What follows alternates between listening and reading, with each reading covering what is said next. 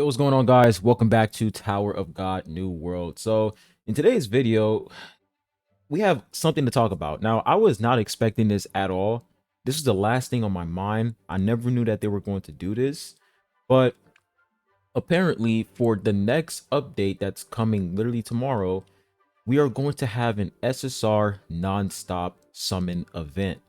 So, this is pretty much the maintenance for the update for tomorrow. And I don't really make videos talking about the update maintenance because, what's the point? We already know that the update is coming tomorrow. We already went through the details. Like, we already know which character is coming out. There's really no point. But this update maintenance is actually kind of crazy because they added so many new things in this maintenance. Kind of wild. So the first thing I want to talk about for this update maintenance is, of course, the non-stop SSR limit break event. So they're giving us an opportunity to max out an SSR character of our choice. Now, the thing is, I feel like this can mostly benefit brand new players who just now got into the game. I feel like for old players who've been playing this game since day one, I'm pretty sure you guys got every single meta unit maxed out by now. Like Joaquin, Vivi, Hayura. Pretty sure you guys got all of them maxed out. So honestly, this event mostly benefits new players. If it was SSR Plus, then I would have been 10 times better because if it was SSR Plus, then I would have chosen Kaiser because the last one I chose Kunadan. So, I mean, I'm not complaining because the fact that they're giving us another opportunity to max out an SSR character is still pretty good. So, this is really good for new players. And I'm pretty sure for new players, when you just get into, like, when you download the game, you get into the game, you'll be able to summon in the beginner, not the beginner banner, the welcome banner. You can max out Iwa, you can max out Evankel in the welcome banner, and then you pretty much, I think there's like a selection chest, an SSR max limit break selection chest where you can pick which SSR character you want to max out. And you also have the non-stop SSR limit break event. So you're pretty much maxing out like 4 SSR characters for this update, which is kind of crazy if you're a new player. So this is very, very beneficial for new players, but for old players like me, not really. I mean, who am I gonna pick to max out? If they add new characters, I might pick Princess Anak because she's still not maxed out for me, or I might pick Reflagel because he's still at like 4 orange stars. So I might pick, Reflagel or Princess Anak. Might go for Princess Anak instead. It depends. I have no idea. But yeah, we pretty much have the non-stop SSR limit break event coming to the game in the next upcoming update. And then after that, we have the buff details. So as you guys can see, it says improvements, not improvements, are revolution skill balance adjustments, target teammates, bio, gusting, and uric mazino. So I was not expecting gusting to receive a buff because they did say in that I think it was the Q&A, they did say in that Q&A that they were going to buff like 3 more characters, and I think gusting is the third character. So we pretty much have 2 more characters left. So we don't know who the 2 other characters are going to be, but gusting receiving a buff, man. I was not expecting that. I was not expecting that because gusting, I feel like gusting is a pretty, balanced character. He's not extremely broken and he's not extremely trash. He's just very balanced. And I feel like he's a decent unit. When it comes to healing, he's pretty nice. When it comes to cleansing, buffing, he's not a bad unit. Of course, compared to other characters like SSR plus Yua, she's just way better in terms of healing, survivability. Like, she's just way better. But for gusting, I mean, it is interesting that they are buffing gusting. Now, I wonder what the buff is going to be, because when we take a look at his revolution, let's go ahead and switch to his kit real quick. Now, when we take a look at Gusting's Revolution, so for his Revolution tier 4, it says, each time a patrol dies, the remaining cooldown of patrol AW0 decreases by 50%, so he has cooldown reduction. And then for his Revolution tier 5, it says, increases the defense of allies whose HP recovered with mercy by 50% for 10 seconds. So it's pretty obvious that his Revolution is kind of mid. No, it really is mid. And, do I know what they're going to implement for his revolution buff? I don't know. They're probably going to implement energy increase for his allies or attack increase. I have no idea. But the thing is that since Gusting is a family head character, I really don't see the reason as of to why they're gonna buff him, because he is going to have his family head rarity in the future. So, regardless of the buff, is like people are still going to, invest in his family head version more. Like they're going to use his family head version versus using data gusting. So, I mean, it is interesting that they picked him as like the next character that they're going to buff.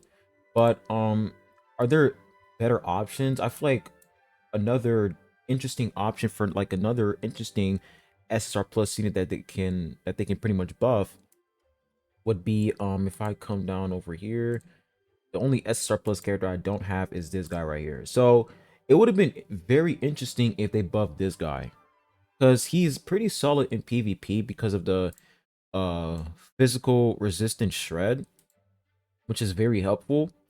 But he's pretty much fucking dog shit in PvE. So if they buffed his revolution, I feel like that would have been a lot better. Because for light element really lacks a very strong tank unit. Like Hats is a good tank unit, but at the same time, he doesn't have provocation. His survivability isn't that crazy compared to units like Escanor, Karaka, or even like what's another tank character? I'll say Awakened Rack. Like his survivability is not as tanky as them. So I feel like Data Uric, if they were to buff him, I feel like he would be very valuable and very useful to Light Element. So it says right here, unstable skill cooldown is decreased by an additional 0.5 seconds. Takes physical damage. Like if they buffed this revolution, I feel like that would have been way more useful than gusting, to be honest, because gusting, I feel like gusting is still pretty good without the revolution buff. He's still pretty good without it. Sometimes I use him with my trauma ray if I want to buff trauma ray, but that's just sometimes. So I don't know. We're gonna have to wait and see what the buff really is. But I just find it really interesting that they chose Gusting out of all people. I found that really interesting. That was like the last thing I expected, because there are so many other characters that actually need a buff versus Gusting. So, maybe this is a good thing for a lot of people. Maybe this is a bad thing for a lot of people. I have no idea. It depends on, if you use gusting or not. Some people actually do use gusting and he's actually pretty strong. And some people like me, we use gusting in certain situations, not all the time. And I will say for my purple element team, I mostly use a VV, Ayura. Let me go ahead and just put this to purple element. I mostly use VV, Hayura, Reflajo, Vargarv, and Seiya, right? Thinking about investing in Kun Mashini later on in the future, just not right now, because of course I have to summon for new units to make content for you guys.